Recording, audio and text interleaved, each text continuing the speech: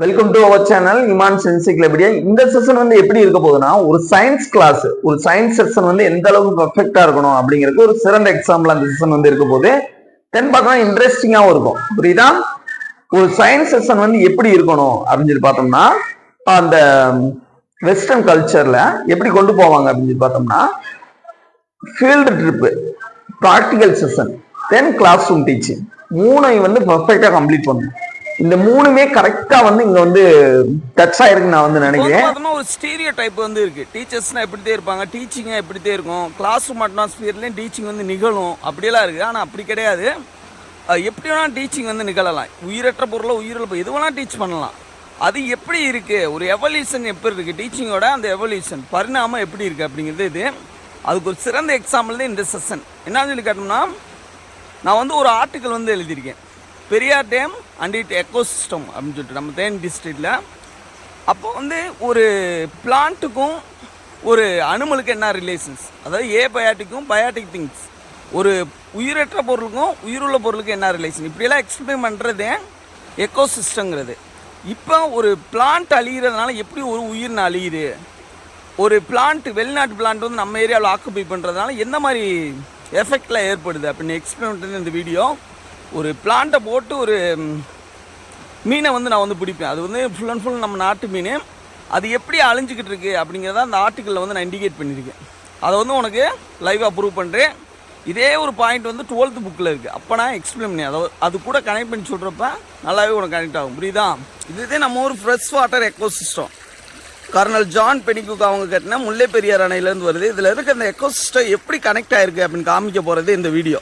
இப்போ பார்த்தோம்னா அங்கே ஒரு இலை இருக்கா, அந்த இலையை போட்டு நம்ம மீன் பிடிக்க போகிறோம். அதுக்கு பேர் கெண்டைக்கொலை. இந்த ஒரு இலையை அந்த ஒரு மீன் மட்டும் சாப்பிடுது. அது ஏன் சாப்பிடுது அப்படின்னு எக்ஸ்பிளைன் பண்ணுறது இந்த வீடியோ. மீன் பிடிக்கிறது எப்படின்னா, இந்த இலையை வந்து பிடிங்கிக்கணும். இதுதான் கெண்டைக்கொலை. நல்லா அந்த வெத்தலை சேஃபில் இருக்கா, இந்த சேஃபுக்கு ஒரு ரீசன் இருக்குது. அதெல்லாம் ஹைலி இதாக இருக்கும், நாலேஜபிளாக இக்னோர் பண்ணிடாத. இதை வந்து ஃபஸ்ட்டு கொடி மாதிரி இருக்கும். இதை வந்து பிடிங்கிக்கணும். பிடுங்கிட்டு இதை வந்து பிச்சு போட்டு விடணும். இந்த ஆற்றுல போட்டு விடுறது ஒரு ஸ்ட்ராட்டஜி. இப்படி பிச்சு போட்டு இலையை பிடுங்கி வச்சுக்கணும். அந்த மீனுக்காண்டி இப்படி எடுக்கிறோமா, நல்லா சின்ன இலையாக பிடுங்கி வச்சுக்கணும்.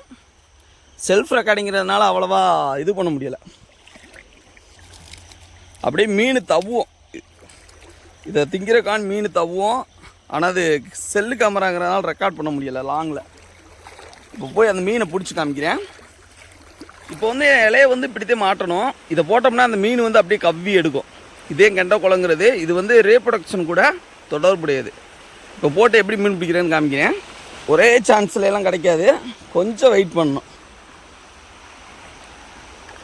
பிடிக்குது. ஐ ஐ ஐ ஐ மீன் எடுங்களா, இப்படித்தான் சிக்கும். அப்பாடா,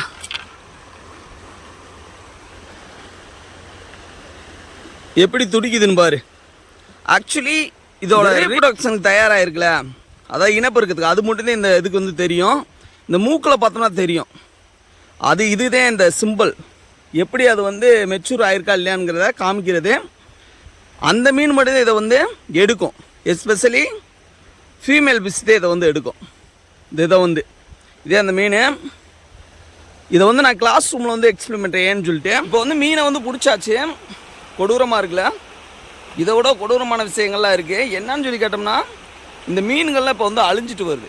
இது வந்து நமக்கே தெரியாது.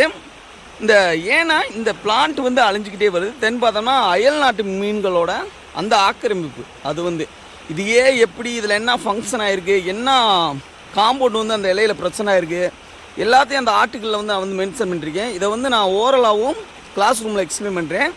Until then wait. இப்போ வந்து பார்த்தோம்னா இந்த ஃபீல்டு ட்ரிப் வந்து நானே பண்ணியிருப்பேன். அந்த மீனை வந்து பிடிக்கிறது, அந்த இலையை போட்டு பிடிக்கிறது அப்படிங்கிறத வந்து நானே செஞ்சிருப்பேன். ஆக்சுவலி இந்த விஷயத்துல என்னன்னு சொல்லி கேட்டோம்னா, ஒரு அந்த லீஃப் இருக்குல்ல, அதை பார்த்தோம்னா கெண்டைக்கொலைன்னு சொல்லுவாங்க. அந்த லோக்கல் டேர்ம்ல வந்து கெண்டைக்கொலைன்னு சொல்றது. அந்த கொலையை போட்டோன்னே அந்த மீன் வந்து எப்படி வந்து சிக்குதுன்னு பார்த்தியா, அதுக்கு வந்து ஒரு பெரிய அளவுல ரிஜெக்டே பண்ணலாம். அந்த அளவுக்கு விஷயங்கள் வந்து அதில் வந்து நான் அப்சர்வ் பண்ணியிருக்கேன். நான் வந்து எம்எஸ்சி படிக்கிறப்ப மாஸ்டர் டிகிரி பண்றப்ப ஒரு ப்ராஜெக்ட் வந்து பண்ணேன். சின்ன ப்ராஜெக்ட் வந்து என்னன்னா, அந்த டோட்டல் டிசால்விங் சாலிட் அப்படின்னு சொல்லிட்டு இந்த fourth one topic total dissolving solid matters. அந்த ஒரு ஒரு குறிப்பிட்ட அளவு தண்ணி எடுத்துக்கிட்டோம்னா, இப்ப இந்த வாட்டர் இருக்குன்னா, இந்த வாட்டர்ல எந்த அளவுக்கு அந்த சாலிட் மேட்டர்ஸ் வந்து டிசால்வ் ஆயிருக்கு, அதாவது ஆர்கானிக் காம்பவுண்ட்ஸ் எந்த அளவுக்கு டிசால்வ் ஆயிருக்கு அப்படிங்கறத நம்ம வந்து கண்டுபிடிக்கணும். பியோர் வாட்டரை வந்து நம்ம எப்பயுமே இந்த பிஹெச் ரேஞ்ச், அந்த ஆசிடா பேஸா pH range of pure water வந்து 7ல இருக்கும், நியூட்ரலா இருக்கும். அப்படிங்கிறத வச்சு மட்டுமே நம்ம மென்ஷன் பண்ணிக்கிட்டு இருக்க முடியாது, புரியுதா? இந்த மாதிரி ஆர்கானிக் மேட்டர் எந்த அளவுக்கு அதுல இருக்கு, அதாவது ஒரு கரிம சேர்மம் எந்த அளவுக்கு அதுல டிசால்வ் ஆயிருக்கு அப்படிங்கறத வச்சு ஒரு பியோர் வாட்டரை வந்து நம்ம எந்த அளவுக்கு பியோர் அப்படின்னு சொல்றதுக்கான யூனிட்ஸ் இது புறாமே. இதுதான் இதுல ஏதாவது ஒரு அளவு வந்து குறைஞ்சாலோ கூடினாலோ ஒரு எக்கோசிஸ்டம், ஒரு பியோர் வாட்டர், ஒரு ட்ரிங்கிங் வாட்டரோட அந்த தரம் வந்து குறைஞ்சிருக்கு அப்படிங்கிறத கண்டுபிடிச்சிக்கலாம். இதுவே இந்த இதுக்கான இது வந்து தென் பார்த்தோன்னா இதுல ஒரு கனெக்டிவிட்டி, ஒரு பிளான்ட்டுக்கும் ஒரு ஃபிஷ்ஷுக்கும் என்ன கனெக்ஷன் அப்படின்னு சொல்லி கேட்டோம்னா, ஒரு சின்ன இந்த பாட்னி புக் இருக்கு, 12th botany book Tamil medium.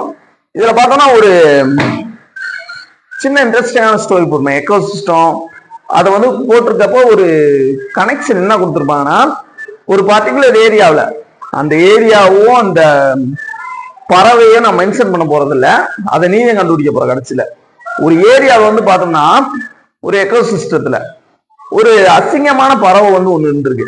ரொம்ப அசிங்கமான ஒரு பறவை, அந்த தோலெல்லாம் இதாகி அந்த மாதிரி ஒரு பறவை இருக்க வட்டியும் அந்த அரசாங்கம் என்ன செஞ்சிருக்கு, இந்த பறவை இருக்கிறது நம்ம நாட்டுக்கே ஒரு அவமானம் மாதிரி, ரொம்ப டிஸ்கஸ்டிங்கா இருக்கு, ரொம்ப அருவறுப்பா இருக்கு அப்படின்னு சொல்லி அந்த பறவையை வந்து அழிக்கிறதுக்கு கவர்மெண்டே ஆர்டர் பாஸ் பண்ணிருச்சு.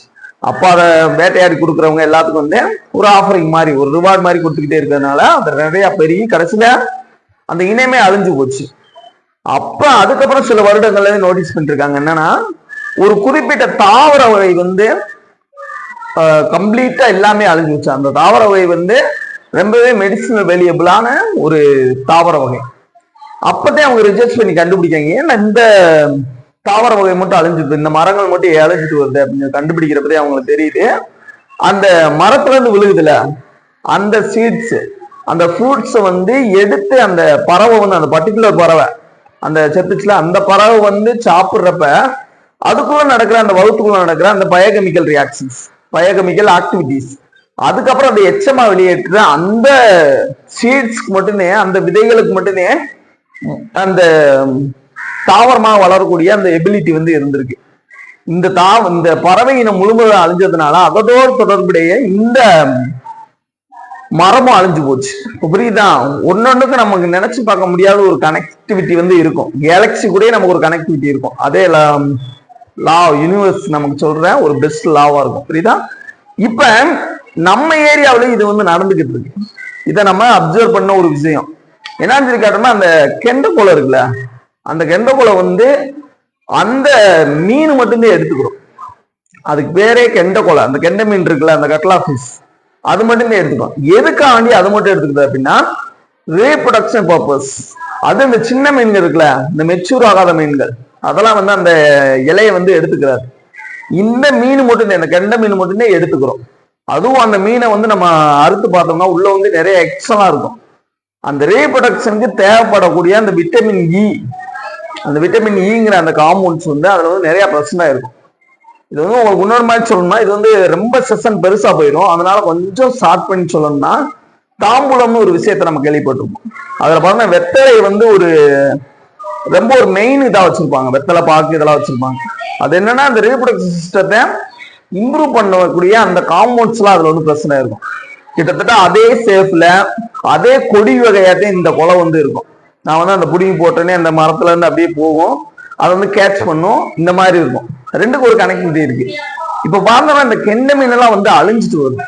என்ன சொல்லி கேட்டோம்னா, அயல் நாட்டு மீன்களோட அந்த வரத்து, இந்த திலேப்பியா மொசாம்பிகஸ் அப்படின்னு சொல்லி சொல்ற அந்த சிலேபி மீன் ரோம்ல அந்த மீன், தென் பார்த்தோம்னா இந்த முசி மீன் சொல்றது, இந்த குறவை, இதெல்லாம் பார்த்தா நம்ம ஏரியா மீன்கள். இந்த முசி மீன்லாம் பார்த்தோம்னா நம்ம சாப்பிடவே கூடாத, நமக்கு சம்பந்தம் இல்லாத ஒரு மீன். நமக்கு உடம்புக்கு எடுத்துக்கிட கூடாத ஒரு மீன். நம்ம இன்னும் சொல்ல போனோம்னா இந்த முசி மீன் இதெல்லாம் பார்த்தோம்னா அந்த செதில் ஸ்கேல் இருக்குல்ல, அந்த செதில்கள் இதெல்லாம் வந்து அதுக்கு வந்து டெவலப்பே ஆயிருக்காது. அப்படி செதில் இல்லாத மீனெல்லாம் நம்ம சாப்பிடவே கூடாது. ஏன்னா அது முழுமையா பரிணாமம் அடையாத இந்த ஒரு ஸ்னேக் மாதிரி வச்சுக்கோ, அந்த மாதிரி இருக்கிறதே அந்த மீன், ஒரு தவளமானிக்கு இருக்கிறதே அந்த மீன். அது இன்னும் சொன்னோம்னா இந்த கெண்டை மீன் எந்த அளவுக்கு பெர்ஃபெக்ட் அப்படின்னு சொல்லி கேட்டோம்னா, அந்த ஸ்கேல்ஸ் அந்த செதில்லாம் விழுந்துருச்சுன்னா அது வந்து டை ஆயிரும். அந்த அளவுக்கு பெர்ஃபெக்டான ஒரு மீன் இந்த கெண்டை மீன். ரொம்ப ரொம்ப சென்சிட்டிவான, ரொம்ப ரொம்ப நேச்சரான, நம்ம அட்மாஸ்பியரை வளரக்கூடிய, ரொம்ப பாதுகாக்கப்பட வேண்டிய ஒரு இனம்னா இந்த கெண்டை மீன். இது வந்து அழிஞ்சுக்கிட்டே இருக்கு அப்படின்னா ஆக்கிரமிப்பு செய்யக்கூடிய அந்த மீன்களோட வரத்து அதிகமாகும். நம்ம ஃப்ரெஷ் வாட்டர் கிரைசிஸ் அந்த டயத்துல நம்ம ஃப்ரெஷ் வாட்டர் கிரைசிஸ்னா நன்னீர் நெருக்கடி, குடிநீருக்கேவும் தண்ணி இல்லாமல் போகக்கூடிய சூழ்நிலை வந்து ஏற்பட்டுரும். என்னன்னு கேட்டோம்னா இந்த மேட்டஸ், அந்த முசி மீன், அந்த திலேபியா மொசாம்பிகஸ் இதெல்லாம் என்னன்னு கேட்டோம்னா லோ ஹை பிஓடி லோ ஆக்சிஜன்லேயே வாழக்கூடியது. ஹை பிஓடினா பயாலஜிக்கல் ஆக்சிஜன் டிமாண்ட், சிஓடினா கெமிக்கல் ஆக்சிஜன் டிமாண்ட். என்னன்னு கேட்டோம்னா ஆக்சிஜன் ரொம்ப ரொம்ப கம்மியா இருக்கக்கூடிய அந்த தண்ணியில கூட இதால வாழ முடியும். ஜஸ்ட் லைக் இந்த ட்ரைனேஜ் வாட்டர் இருக்குல்ல, அந்த வேஸ்ட் வாட்டர், அந்த வாட்டர்ல கூட இதால வாழ முடியும். இந்த முசி மீன், இந்த திலேபியா மொசாம்பிக், சிலேபி மீன் இதெல்லாம் வாழ முடியும். ஆனா நம்ம மீனால வாழ முடியாது. இதனால என்ன செய்யும்னா அந்த ஆக்சிஜன் லெவல் வந்து இன்னும் கம்மியாயிரும், அந்த வாட்டர்ல வந்து இன்னும் கம்மியாயிரும். தென் பார்த்தோம்னா ஆர்கானிக் மேட்டர்ஸ் வந்து அதிகமாயிரும். ஆர்கானிக் மேட்டர்ஸ் அதிகமாயிருச்சுன்னா அதை சாப்பிட்ற நம்ம கிட்னி ஃபெயிலியர் இந்த மாதிரி நிறைய வந்து பக்க விளைவுகள் வந்து ஏற்படும். அதே டோட்டல் டிசால்விங் சாலிட்ஸ் இருக்கு. இது ஒரு யூனிட், அந்த இதை செக் பண்றது. இது வந்து என்ன கனெக்ஷன், என்ன ரிலேஷன்ஸ், எந்தெந்த மீன்கள் வந்து நம்ம ஏரியா வந்து ஆக்கிரமிப்பு பண்ணியிருக்கு, இதெல்லாம் வந்து ஒரு இது.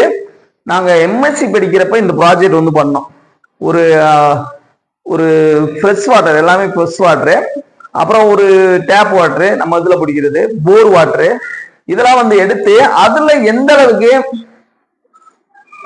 டிடிஎஸ் டோட்டல் டிசால்விங் சாலிட்ஸ் எந்த அளவுக்கு, இந்த கார்பனேட்ஸ், சல்பேட், கால்சியம், மெக்னீசியம் இந்த மாதிரி அயான்ஸ் எந்த அளவுக்கு டிசால்வ் ஆயிருக்கு, ஆர்கானிக் மேட்டர்ஸ் எந்த அளவுக்கு டிசால்வ் ஆயிருக்கு, எந்த அளவுக்கு கீழே இருந்தா அது வந்து நல்லது, அதிகமாயிட்டா என்னென்ன விளைவுகள் ஏற்படும், அதோட ரேஞ்ச் என்ன அப்படின்னு சொல்லி ஒரு ப்ராஜெக்டாவே பண்ணோம். இப்ப எக்கோசிஸ்டம், இப்போ வந்து அது வந்து ஃபீல்டு ட்ரிப்பு, நம்ம ஆத்துல பண்ணது வந்து அந்த மீன் பிடிக்கிறது வந்து ஃபீல்டு ட்ரிப்பு. இப்பதான் கிளாஸ் ரூம் டீச்சிங்ல இந்த செஷன்லாம் நான் வந்து கம்ப்ளீட் பண்ணுவேன். அதுக்கு மட்டும் பார்த்தோம்னா ப்ராக்டிகல் செஷன், இந்த டிடிஎஸ் இருக்குல்ல, டோட்டல் டிசால்விங் சாலிட்ஸ், இந்த பிஓடி பயாலஜிக்கல் ஆக்சிஜன் டிமாண்ட், தென் சிஓடி கெமிக்கல் ஆக்சிஜன் டிமாண்ட், யூட்ரிபிகேஷன்ஸ், இதெல்லாம் வந்து நம்ம ப்ராக்டிக்கலா செஞ்சு பார்க்க போறோம். ஒரு வாட்டர் சாம்பிள் நம்ம முல்லை பெரியாறு அந்த ரிவர்ல இருந்து எடுத்துட்டு வந்திருக்கேன். இதுல இருக்க அந்த டிடிஎஸ், பிஓடி, சிஓடி இதெல்லாம் வந்து செக் பண்ண போறோம். எந்த அளவுக்கு அஃபெக்ட் ஆயிருக்கு, அந்த ரேஞ்சு வந்து நாங்க இப்போ வந்து எம்எஸ்சி முடிச்சு ஒரு 5 years ஆயிடுச்சு. அந்த அப்ப செஞ்ச அந்த ப்ராஜெக்ட் அதோட ரேஞ்சுக்கும் இப்ப இருக்க அந்த பிஓடி சிஓடி ரேஞ்சு எந்த அளவுக்கு மாசுபாட்டை அதிகமாக்கிருக்கு அப்படிங்கிறத வந்து ஒரு இதாவே செஞ்சிருவோம். ப்ராக்டிகலா செய்யறப்ப ரொம்ப யூஸ்ஃபுல்லா இருக்கும். இப்ப கிளாஸ் ரூம் செஷனுக்கு வருவோம். எக்கோசிஸ்டம் அப்படின்னா என்ன சொல்லி கேட்டோம்னா ரொம்ப அழகா டிஃபைன் பண்ணிருப்பாங்க தமிழ்ல வந்து. It tells the relation between the abiotic things and biotic things.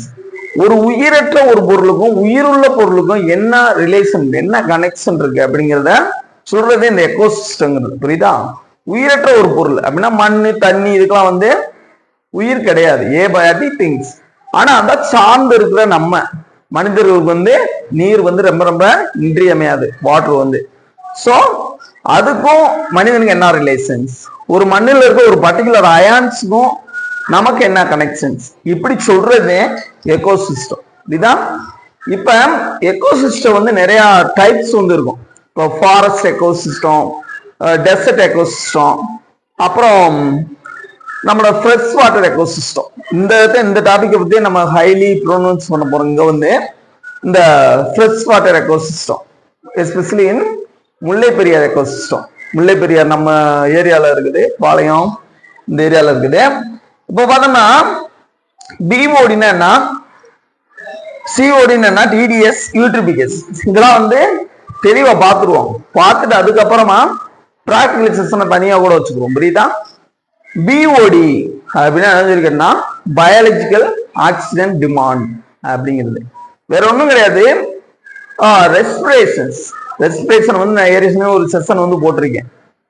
Respiration சுவாசத்துல வந்து 2 வகையான சுவாசம் வந்து இருக்கு. இதுதான் ஒண்ணு வந்து aerobic respirations and another one is anaerobic respirations. Aerobicனா it utilizes the air only. Air means oxygen. காற்றை வந்து சுவாசி, அதாவது ஆக்சிஜனை எடுத்துக்கிற அந்த சுவாச முறை ரெஸ்பிரேஷன் ப்ராசஸ்க்கு பேரு ஏரோபிக் ப்ராசஸ். ஏரோபிக் ப்ராசஸ்னா இது வந்து ஆக்சிஜனை யூஸ் பண்ணாது. அந்த எனர்ஜி ஏதாவது சல்பரு, ஏதாவது கார்பன் கெமிக்கல்ஸ் ஏதாவது வந்து செதச்சு அதுல இருந்து அதுக்கு தேவையான எனர்ஜி வந்து எடுத்துக்கிறோம். Anaerobic respiration.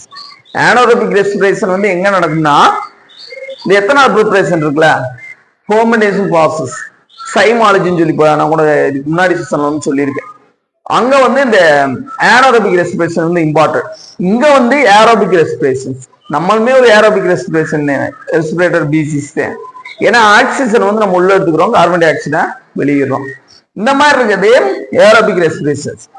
இதை ஏன் சொல்றோம்னா மைக்ரோ ஆர்கானிசம்ஸ் இந்த எஸ்பெஷலி பாக்டீரியாலே 2 வகையான பாக்டீரியா இருக்கு. Aerobic respiration, anaerobic respiration.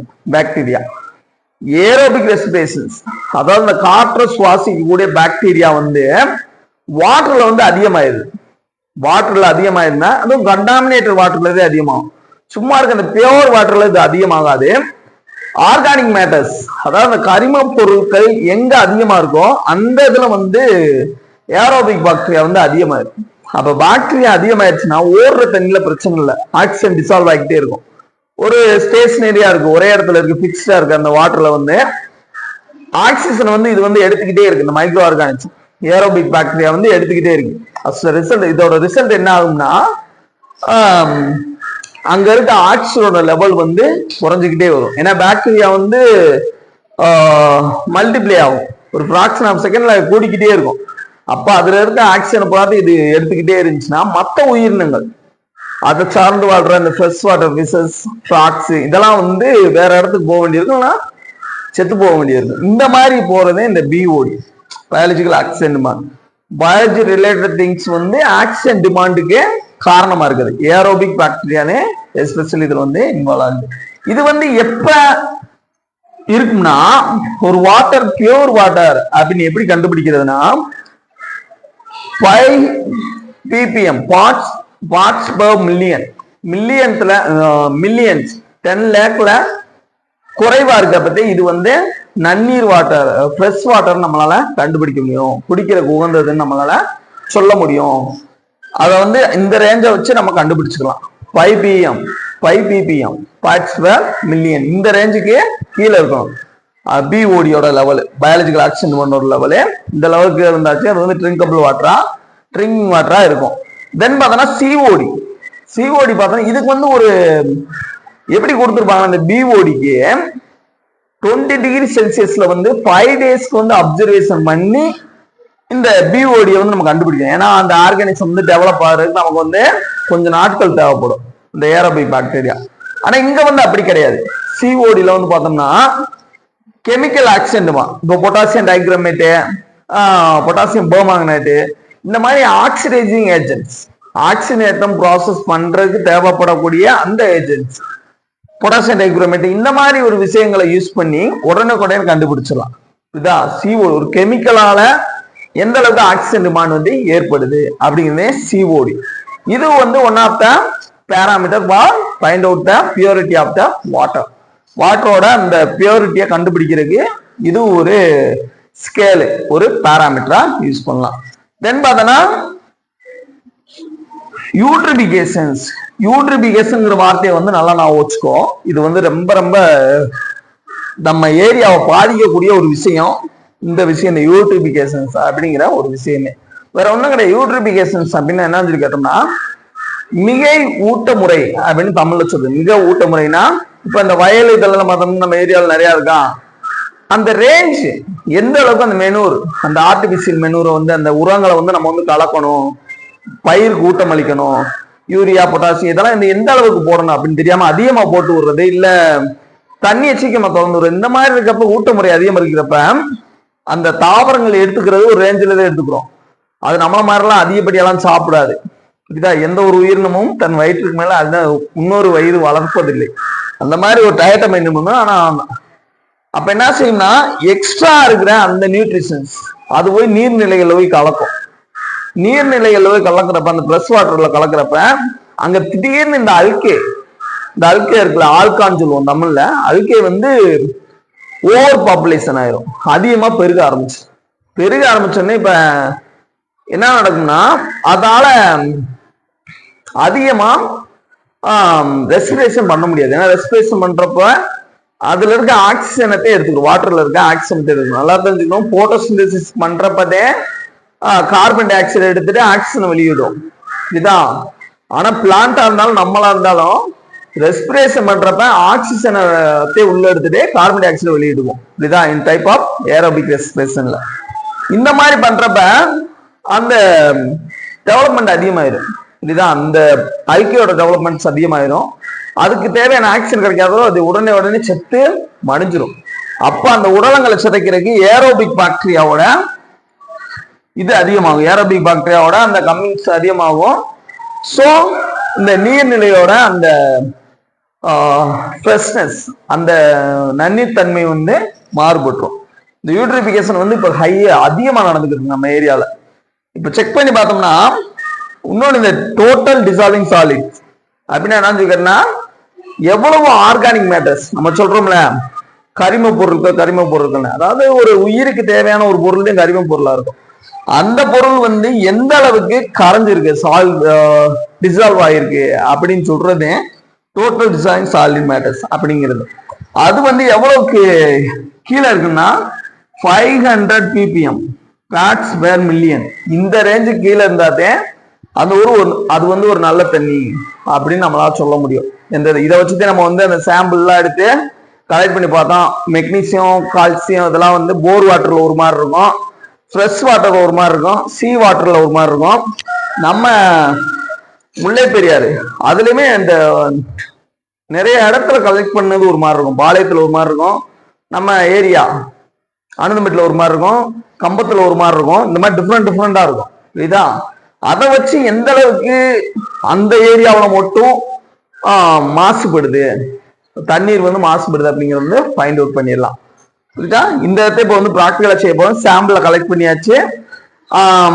ஒரு 5 சாம்பிள்ஸை வந்து கலெக்ட் பண்ணிட்டு அதுல இருந்து எந்த ரேஞ்சுக்கு இருக்கு அப்படிங்கிறத வச்சு எந்த அளவுக்கு கண்டாமினேட் ஆயிருக்கு, எந்த அளவுக்கு கெட்டு போயிருக்கு வாட்டர் அப்படிங்கிறத வந்து கண்டுபிடிச்சிடலாம். ஓகே, இப்போ வந்து ப்ராக்டிகல் செஷன் வந்து அடுத்ததுல வச்சுக்கலாம்.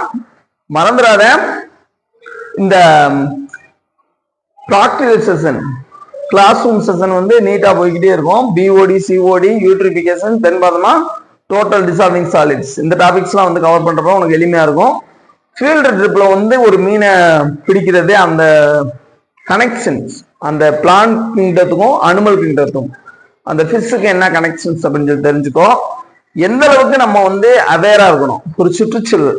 ஏன்னா நம்ம சயின்ஸ் ஸ்டூடெண்ட் மட்டுமே அவேரா இருக்கிறதுல ஒரு பயன் இருக்கு. ஏன்னா அந்த உலகம் வந்து எல்லாத்துக்கும் காமனானது, எல்லா பேருமே இந்த டாபிக்ஸ் எல்லாம் தெரிஞ்சுக்கணும். எந்த அளவுக்கு வாட்டர் வந்து இருக்கணும், எந்த அளவுக்கு டோட்டல் டிசால்விங் சாலிட் இருக்கணும், எதை நம்ம குடிக்கணும், எது வந்து நமக்கு நலமானது, சூழ்நிலை எப்படி பராமரிக்கணும் அப்படிங்கிறதெல்லாம் தெரிஞ்சுக்க.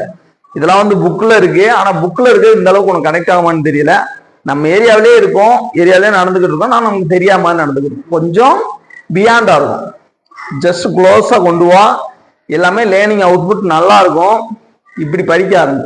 இதான் இந்த மாதிரி செஷனத்தை நம்ம ப்ரிப்பேர் பண்றது. இதெல்லாம் வந்து ஒரு high level teaching, high level இன்னும் கொஞ்சம் கொண்டு வரணும். எடிட்டிங் மட்டும் கொஞ்சம் பத்தாது. நம்மளை பார்த்தோம்னா எடிட்டிங் மட்டும் கொஞ்சம் பத்தாது. செல்லுல வந்து எடுத்துக்கிட்டு அதை நம்மளே ரெக்கார்ட் பண்ணிக்கிட்டு கொஞ்சம் கஷ்டமா இருக்கு.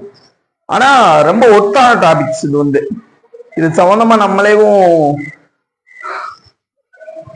மனு கொடுக்கலாம், ஒரு அத்தாரிட்டிஸ்ட் போய் மனு கொடுக்கலாம், இந்த மாதிரி பண்ணலாம். நல்லா நாலேஜபிளா நாலேஜபிளா படி. தேங்க்யூ.